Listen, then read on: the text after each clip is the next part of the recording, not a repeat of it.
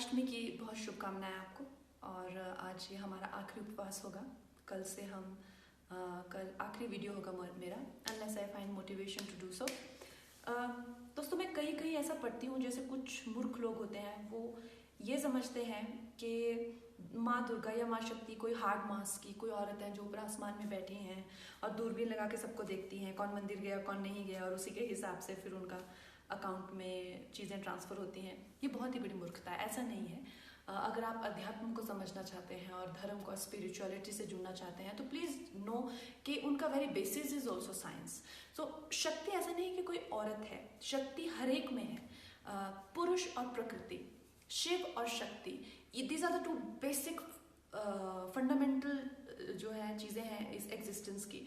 तो एनीवे मैं आपको, वैसे तो 108 रूप होते हैं शक्ति के, उस डायमेंशन के कितने प्रकार होते हैं, कितने फॉर्म्स होते हैं, उनमें से मेन है 9 जिनको आप डिटेल में पढ़ सकते हैं।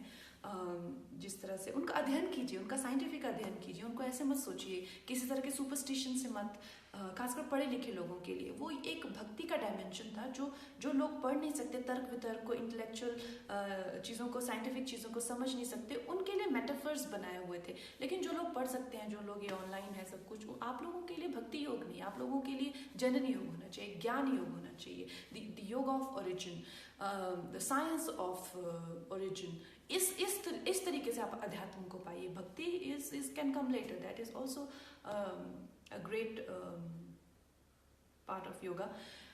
तो हम लोग जो आम लोग होते हैं, जो साधारणतः दो जो शक्ति की फॉर्म है उनमें टैप इन करते हैं।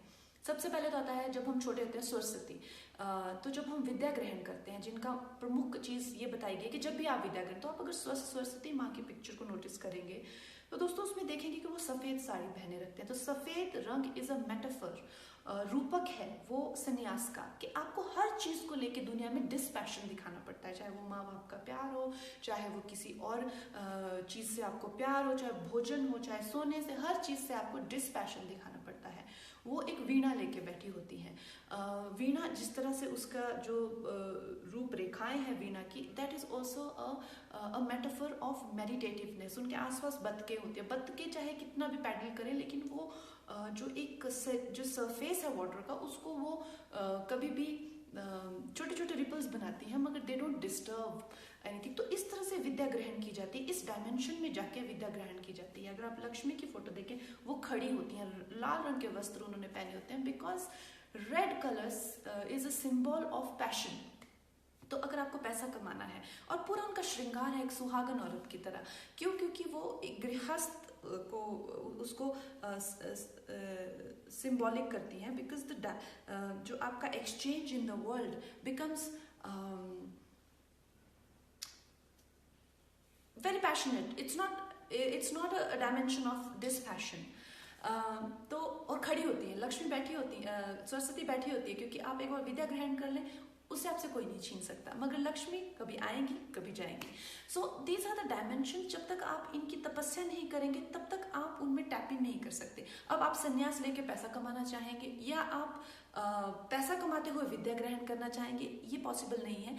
उसी तरह से, जिस तरह से अगर आपको अपने दुश्मनों का संहार करना है, तो आपको जो माँ की बहुत ही फियर्स डायमेंशंस है उसमें टैप इन करना पड़ता है। अगर आपको किसी से दोस्ती करनी है, तो then there are other dimensions which are more kindness, gentleness, love oriented. तो ये हर एक के लिए है। जिसे मैंने कहा कि एक औरत में भी मैस्कुलिन साइड होती है, उसी तरह से पुरुषों में भी फेमिनिन साइड होती है। एंड जो भी प्राणी इन दोनों डायमेंशंस को बराबर से अपने अंदर इस्टेब्लिश करता है, that is a complete human being. तभी तो हमारे जो highest form of Shiva is Ardhanarishvara, because he shows literally visually himself as a perfect masculine and a perfect feminine being। तो ये है नवरात्रों का। और जो भी मूर्ख है सब कहेगा कि कुछ लोगों का मैंने पढ़ा, कोई बदमाश लोग बदमाशी कर रहे हैं कि कोई औरत आएगी इनको बचाने, क्या हिंदुओं को, ये वो। अरे मूर्खों, अगर if you fight corona tomorrow is because your Shakti protected you, isn't it?